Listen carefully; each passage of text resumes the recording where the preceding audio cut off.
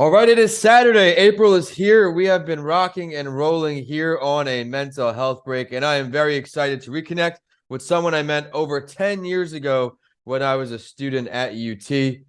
He's been following his dreams with music and writing, and now he's ready to share his mental health journey. So let me preview his story a bit. But Brian Davis, thank you very much for coming on the show. It's great to see you. Yes, sir. It's good to see you as well, bro. Thanks for having me. I really love what you've been doing with your voice and your story, using your platform to kind of uplift the community with mental health and things of that nature. It's really awesome, bro. I appreciate it, man. Well, let me preview Brian's story before we bring him back on today. And he has seen the struggles and lack of resources in the community, which shaped his vision to further his education at St. John's. He wanted to understand why people do what they do, what triggers certain behaviors, how people cope with hardship and loss, and most importantly, how to heal. His education has allowed him to flourish in the customer service industry for many Fortune 500 companies for the past decade. But during the global pandemic we all faced in 2020, he started a group on the Clubhouse platform called Wellness Check, where up to 2,000 members would meet on a weekly basis to vent and support each other, especially as we transitioned back to reality after the lockdown. This group, consisting of psychologists, mental health counselors, artists, influencers, and everyone in between, serves as a sample size of what he will accomplish with more tools and resources as he continues to grow. I got to ask, Brian, before we hop into this here, what led you to start this use Clubhouse? I know that's such a good use of resources. It's a free resource. Everybody's home. They're on this app. What led you to create this? What actually happened with that is with a lot, with COVID and everything being shut down, I was kind of forced to, I don't want to say forced to, but that was just a resource that was available for me to connect with other people. And unfortunately, at the time, one of my friends actually committed suicide. And so Sorry to that hear that. really, yeah, that's really what kind of triggered me to get into that space of trying to bring the awareness of mental health, like how it's important, how, it's a devastating feeling, but it's just how important mental health is. And also it's like somebody could be successful, you just never really know what they're dealing with behind closed doors. So that's another thing that I was starting to think about. It's a perfect point. I mean, you could even look at guys like Robin Williams, someone who's always smiling, always doing everything on TV, doing a million movies, always seems to be happy. But sometimes you learn that the one who smiles isn't always the happiest. That's a great point right there. And be sure everyone to stick around to the halfway point for this week's spotlight story. I mentioned how Brian's been doing his thing in music. We're going to talk about an article about how music does improve your mental health. Creativity is huge. I can attest to that. My form is writing. Brian's already starting to write a book behind the scenes. So we have a future Writing with Authors episode headed your way. But everyone who's tuning in, thank you very much for stopping by a mental health break, the podcast that normalizes the conversation around mental health. This is going to be a great show ahead. If it's your first time with us, this is the platform where I sit down with mental health advocates and professionals from all over the world each week since January 2020 to help you on your journey. You never know which journey and story will resonate with you most. We'll learn Brian's why today. And of course, my why came after suffering a traumatic brain injury. But we heard a little bit about what he's up to now on this Wellness Check app. But let's talk about this mental health journey a bit, Brian. At Tampa Counseling and Wellness, we want to remind you that it's okay to not be okay. Reaching out for support and asking for a little extra help can be overwhelming, but everyone deserves a safe space to heal. We're so honored to be that space for Florida residents. If you want to learn more about our services or you'd like to set up a free consultation with one of our clinicians, you can call or text us at 813-520-2807. We're looking forward to growing with you. Really, it started, I guess, when I was, growing up in the Bronx. I was exposed to a lot at a young age. And, just being in New York City alone, they call it the concrete jungle. So it's a beast in itself, which I'm sure you know about that. But so fast forward to when I moved to Tampa, around the time I met you, I was faced with some challenges that ultimately slowed me down, to do a lot of learning and reflecting on my life. While I was in St. John's, I did major in psychology, and I also had some experience with going to therapy. So I already had established a foundation to Okay. build off of. And then, I started to realize that I had to unlearn a lot of things that I learned to survive growing up, which is easier said than done. And it could also take a whole lifetime, depending on certain factors. So, like I was saying a little bit before, a few of my friends, they, unfortunately committed suicide, which is a feeling that's, it's a bad feeling. But that's really what kind of pushed me to begin this journey and bring awareness to mental health, as well as even promoting positive reinforcement on my social platforms. Because like we were saying, you never really know what somebody's dealing with. Yeah, and I'm sorry for your loss there with your friends, but everyone out there, you are not alone. He's here to use his voice, use his story to help empower people so that mistake doesn't happen again. Too many people take their lives, and it's unfortunate we can't get them the help they need. Brian's out here again. He's created a resource called the Wellness Check. Stick around to the end of the episode to find out more how to get in touch with Brian, use his resources. What works for some doesn't work for everyone. Some people like these podcasts, some people like the books, some like videos, you name it. There is something for you out there. There are resources, phone numbers, text numbers, you name it. But Brian, it isn't easy to maintain our mental health, especially as we get older. There's a lot of things we battle on a daily basis. What are some of your favorite things to do for your mental health to improve that, whether it's short term or long term? Okay, some of the things that I like to do would be indulging in my hobbies, which is playing sports, gaming, reading, writing, using my creativity, for making music. Also designing clothes. These are some of the outlets that help me short term. Also working out, praying, meditating, following through with some of my endeavors. These are like my daily activities that help me stay positive and healthy through my day-to-day. My long term, I would say, is building genuine relationships, interactions with different people, or connecting with the youth, traveling to learn about different cultures, expanding my perspective and knowledge, and also trying to leave a positive impact, which some would call leaving a legacy. Using some of my short-term goals as baby steps that ultimately lead me towards these bigger aspirations or projects is kind of the blueprint for me. For example, making music as an outlet for myself, as a result, building up a following or connecting with other younger artists and being able to be a resource or a mentor for them, it gives me a sense of fulfillment. Absolutely. I mean, everyone out there, we are all creators. Some people create with words, like myself, with books. Some people create with words and become artists in the music field. And creative activities, everyone being creative, it calms our body, it calms our brain, something just like meditation, something I bring up in Mr. Lancey Talks Mental Health. I love what you're doing with the kids. What are some things you're working on with them right now, or what you have planned, and what do you got going on with the kids?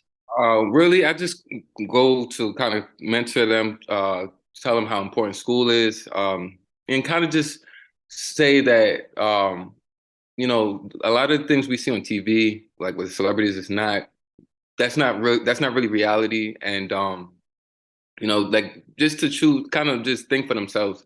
That's my main thing that I try to promote with them, but definitely with music, basketball, and hopefully when we can get this book. You can help, you're helping me with the book. Yeah, yeah. Start talking to them in school about that. Yeah, we're going to talk about that once this episode ends. 100% get you on track for that book. And it's just great what you're doing. I mean, school isn't for everybody post high school, but when you're younger, it's important to set that example, because when we're younger, a lot of tendencies seem like they're the good idea. The cool thing may not always be the best thing. And a lot of people fall into different traps. And thing with schools, it does create that work ethic, that discipline, at least when you're younger, where whatever job field you take, you put that hustle into it. You're doing it with music. You're grinding around the clock. You worked for these Fortune 500 companies. But thank you for sharing all that. I look forward to seeing that book start getting into progress and get it out there into the world so you can make a bigger difference when you're on your way. But I think now it's a great time to hop into this spotlight story. It is from the Jed Foundation. You can follow along in the show descriptions with this link to learn with us. It is called How Music Can Improve Your Mental Health. And the author is Alexandra Frost, where she started out. Since her grandfather died 5 years ago, Casey Clark doesn't go a day without listening to music. It helps her cope, with the grief, depression, and symptoms of PTSD or post-traumatic stress disorder from seeing him in the hospital bed before he passed. When her symptoms flare, She listens to Michael Bublé album because it was the last present she gave her grandfather, and they shared many happy memories listening to it. So maybe taking ourselves back to a place that makes us happy is a good way to escape some of the stresses in life. I learned that teen and young adults years have long been known to be the most pivotal in developing a personal taste in music, and for many, it's that time that music matters the most. The average teen spends 2.5 hours per day listening to music, and over half of young adults ages 18 to 29 report streaming music every day, compared to 24% of all adults. And those are big numbers. And the good thing is, music can be a great way to take care of your mental health. Music can be distracting and lower your stress. Here we have a quote: "Music serves as a temporary distraction from the symptoms of mental health issues," says Clark. In fact, research has shown that it can lessen the impact of depression and anxiety, where a study done in 2019 found that college students who listened to classical music every day for 2 months lowered their levels of anxiety significantly. And I can attest to that. When I wrote my first book, Left for Dead, I would listen to Mozart. Mozart was what I did my research. I found, and it put me in a groove. And that book was like 70,000 words before cuts, by far my longest book. And that put me in a zone, helped me relax, de-stress. And of course, anxiety is something that was a part of my life and still is. I just have now found ways to work with it. Music can help you feel your feelings. When her clients are in a bad mood or managing difficult emotions about the current state of the world, Cook recommends putting on a piece of classical music. Here again, quote, "Listening to music that does not have lyrics attached to it lets the listener project their personal feelings and their personal struggle into the music." And some research has found that even listening to sad music can make you feel pleasant emotions, which might lessen the pain you are feeling or to allow you to feel more safely than sad feelings we try to avoid. Something else we're going to touch on here is how music builds community. Making music through singing or playing an instrument in school, in band, or with friends can connect you with a community of people who share a common interest. And even if you don't play or sing, or you can also find people who share your love for a particular band or type of music, because feeling a sense of belonging to something larger than yourself is a proven way to improve your mental health. I mean, this article has so many good points. We'll even talk about how music can make it easier to talk about what's troubling you. You could try it alone or with a friend or loved one, but bring up the lyrics on your phone. Listen to the song. Mark or highlight words and sentences that stand out to you. Listen to the song again, pausing it at the marked places and discussing or thinking about how those lyrics spoke to you and how you relate to them. Listen a final time, reflecting on your new appreciation of what the song means to you and your friends. I mean, there's a lot of great points here, Brian. As a music artist professional, what are some things you take away here? What can you add for our audience? Well, I definitely checked out that article prior to this podcast, but I would definitely agree. Music is definitely something that I use to help me with, with my mental health, and I would suggest, kind of I don't want to tell people what to do necessarily, but I think that the wording, or the lyrics, I should say, the lyrics is something that is definitely plays a role in how did somebody, I guess they programmed or their mental health. So it's like I would, if somebody's kind of down or depressed, I would suggest listening to like classical music, or some kind of uplifting music. It's crazy because I never really put two and two together about the music without lyrics until I tried it myself and how powerful it was. And growing up in New York, rap music was the main music we listened to.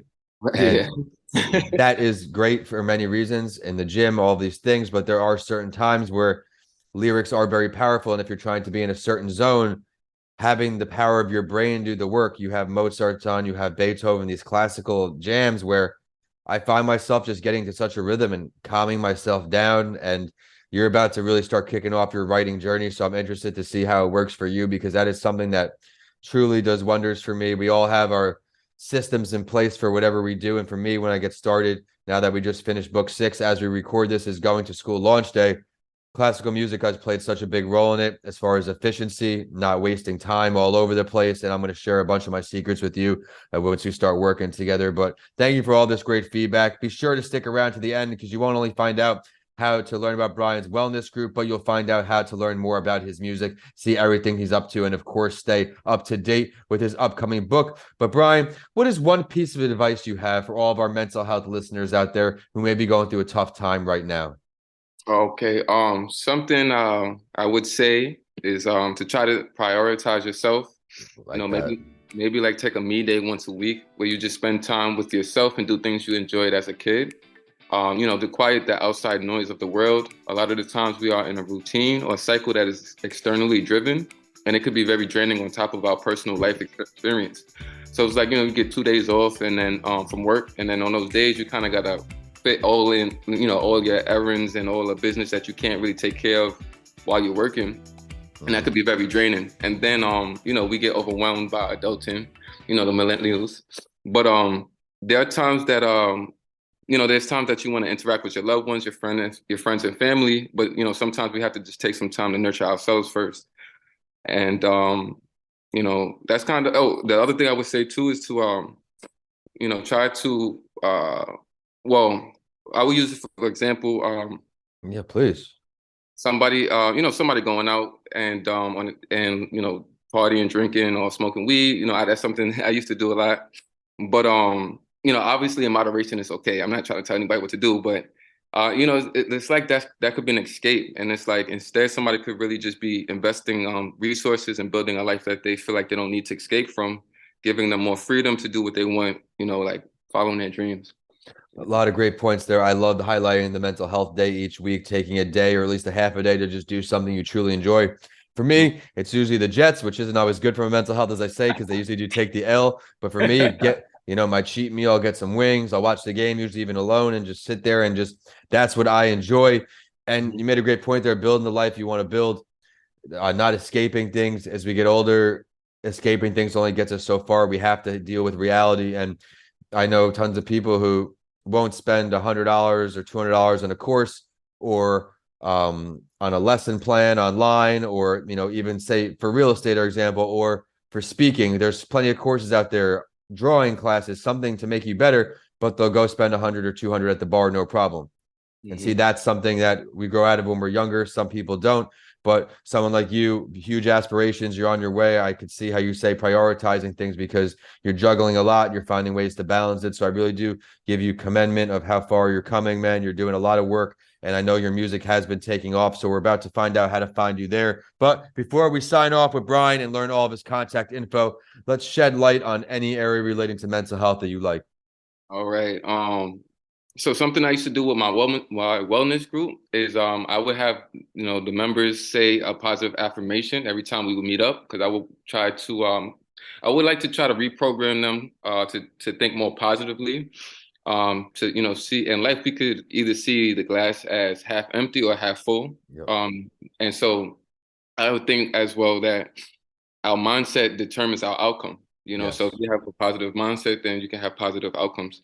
And the last thing I just want to leave off with is this quote that really had a strong impact on me by Marianne Williamson. It's been in a couple movies, and it's pretty much our deepest fear is not that we are inadequate. Our deepest fear is that we are powerful beyond measure. It is our light, not our darkness, that most frightens us. We ask ourselves, who am I to be brilliant, gorgeous, talented, fabulous? Actually, who are you not to be?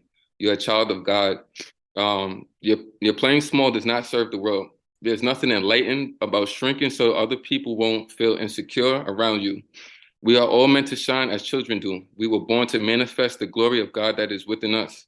It's not just in some of us, it is in everyone. And as we let our own light shine, we unconsciously give other people permission to do the same. As we are liberated from our own fear, our presence automatically liberates others. And that's it. Something I try to stress as well is fears. They seem like they're real, but they are just an illusion. There's always going to be fear. The itty bitty committee in our head, we're not good enough. Right. Fears of we're not worthy enough. We're not supposed to be doing this, but everybody else felt that way until they finally did it. You have to start somewhere. If you don't start, you'll never get there. I mean, if I go back to my early podcast episodes, they make me cringe because I sound like a robot. I'm just so systematic and all these things. But if you don't get those reps in and practice, just like anything else, you'll never get better. I think everybody out here can relate, and maybe in a different area, that once you do something one time, it's not as hard the second time. You feel a little more comfortable getting out there. So I appreciate you setting that advice out there, Brian. Now let's shed light on where we can find you, all things about your music, the wellness check group, anything else you have going on. Okay. Right now I'm just gonna give my Instagram is home already. My Twitter is home already 2 times, so it's home already with the like number 2 and X. I'm on Apple Music, Spotify, Tidal, all of those things. Just look up Brian Kelly. And let me see. The wellness group is on Clubhouse. I can't remember what my name is on there I'm gonna actually. have you send me all the links before your show comes out. That way I can just copy and paste them right into the thing because I think what you're up to is great. Is there anything else you want to share before we sign off, Brian? No, bro, I just wanted to say thank you for having me. I appreciate you so much. I'm glad that we were able to cross paths and Yeah. I learned so much from you, honestly. And I keep inspiring us on your journey, bro. Right back at you, man. Keep up the great work. And everyone out there, be on the lookout for this book. It is going to be some work we're putting in together, but his book is going to come out. He has a passion for helping out the mental health fields. And everyone, I am at Vincent A. Lancey. The show is at A Mental Health Break on all platforms besides Instagram, where I've condensed to just add Vincent A. Lancey because until I get full-time help on these socials, it's just too much for me to handle. But until then, be sure to check out my latest book, Going to School, the official book for toddlers that will teach them what it's like to leave their guardians for the first time. And that book is in English and Spanish.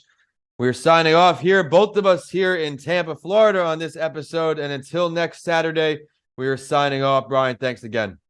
Sir.